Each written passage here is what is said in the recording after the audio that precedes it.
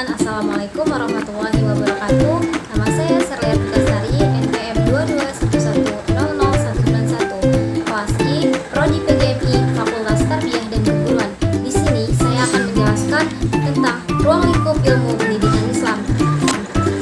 Apa sih itu ruang lingkup ilmu pendidikan Islam? Yuk simak video selanjutnya.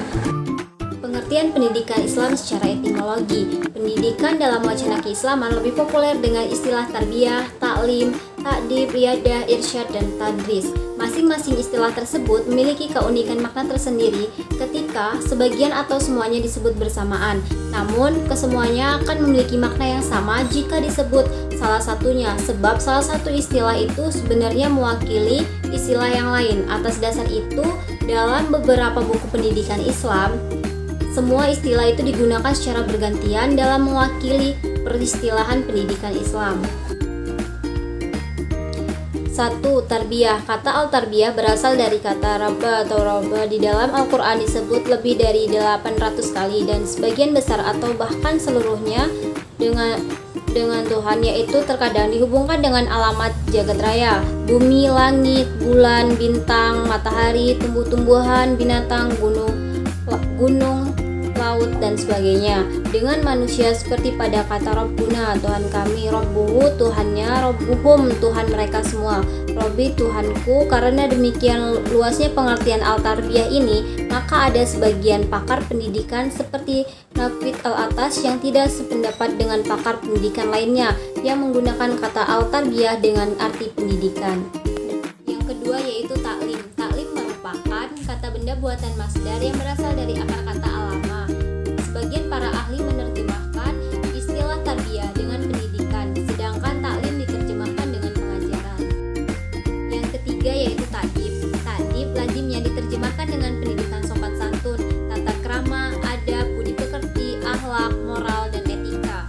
Ta'dib yang seakar dengan adab memiliki arti pendidikan peradaban atau kebudayaan. Artinya, orang yang berpendidikan adalah orang yang berperadaban. Sebaliknya, peradaban yang berkualitas dapat diraih melalui pendidikan. Riyadah. Riyadah secara bahasa diartikan dengan pengajaran dan pelatihan. Menurut Al-Bastani, riyadah dalam konteks pendidikan berarti mendidik jiwa anak dengan akhlak yang mulia. Pengertian pendidikan Islam secara terminologi. A. Pendidikan Islam. 1. Menurut Dr. Anus Ahmad, pendidikan Islam adalah bimbingan jasmani, rohani berdasarkan hukum-hukum agama Islam menuju kepada terbentuknya kepribadian utama menurut ukuran-ukuran Islam.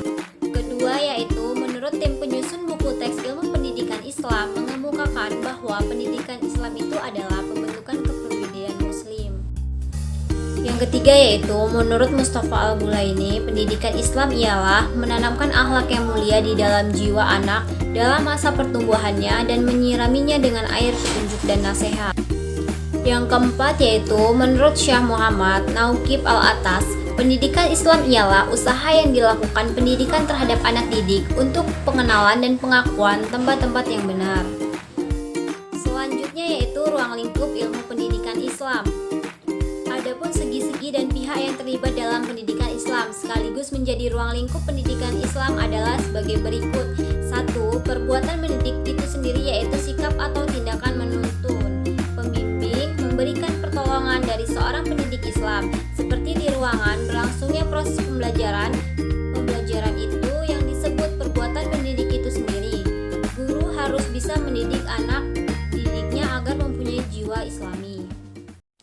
Kedua yaitu anak didik. Peserta didik dalam pendidikan Islam adalah individu sedang tumbuh dan berkembang baik secara fisik, psikologi, sosial, dan religius dalam mengarungi kehidupan di dunia dan akhirat kelak.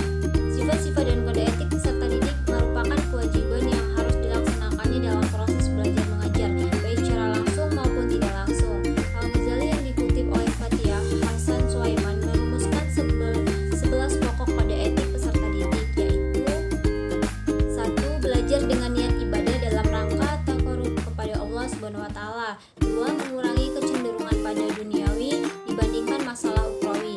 3. Bersikap tawadu. 4. Menjaga pikiran dan pertentangan yang timbul dari berbagai aliran. 5. Mempelajari ilmu-ilmu yang terpuji. 6. Belajar dengan bertahap atau berjenjang dengan memulai pelajaran yang mudah menuju pelajaran yang sukar atau dari